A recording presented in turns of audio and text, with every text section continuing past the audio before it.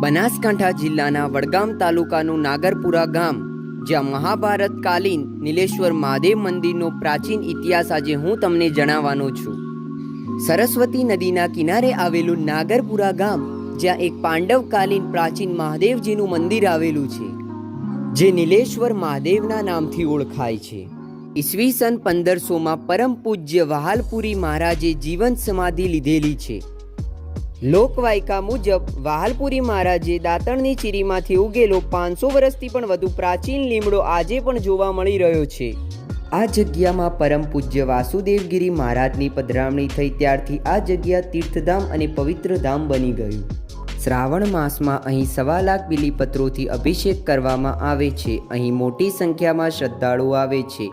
શ્રદ્ધાથી આવનાર તમામ ભક્તોના દુઃખ દૂર થાય છે અને તેમની મનોકામના પણ પૂર્ણ થાય છે. મિત્રો, અહીં 3 શિવલિંગ આવેલા છે. નીલેશ્વર મહાદેવ, શામળેશ્વર મહાદેવ અને દુધેશ્વર મહાદેવ ના નામથી અહીં ઓળખાય છે.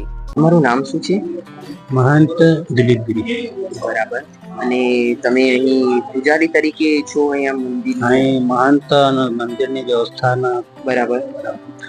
આ મંદિર મહાભારત યુદ્ધ થયા પછી પાંડવ શાંતિને વિશ્વને સંદેશ આપવા માટે અને મહાદેવજીના દર્શન કરવા માટે ભારત ભ્રમણ કર્યા. બરાબર. તો એ જ્યાં ગયા બરાબર ત્યાં રાત રોકાયા. એ મહાદેવના ભક્તિમાં લીન જગા જગા શિવલિંગ સ્થાપિત કરીને પૂજા કરતા ગયા. બરાબર. અને અહીં જે વખત આયા હતા, બરાબર, 13ની તિથિ અને પ્રદોષ કાળમાં એ અહીં પૂજા કર્યા. બરાબર. એ પ્રમાણ વાસુદેવગીરી મહારાજ આપની સાધનાથી ગામ બતાયા. બરાબર. તો આ મંદિર બહુ પૂર્વનું છે અને વહાલપુરી મહારાજની જીવન સમાધિ છે. અને એના તપના ફળ એ છે કે દાંતણથી ચીરીથી આ લીમડો લગાવીને ગયા છે અને આ જીવન હાલતમાં આજ મોજૂદ છે.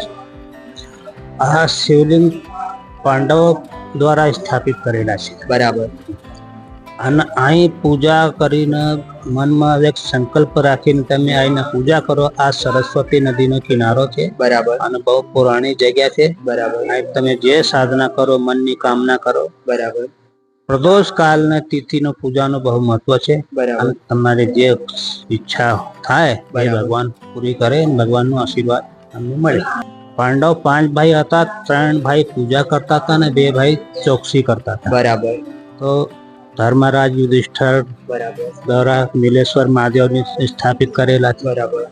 ભીમના શામળેશ્વર મહાદેવ સ્થાપિત કરેલા છે. બરાબર. અને અર્જુનને પૂજા દુધેશ્વર મહાદેવ સ્થાપિત કરેલા છે.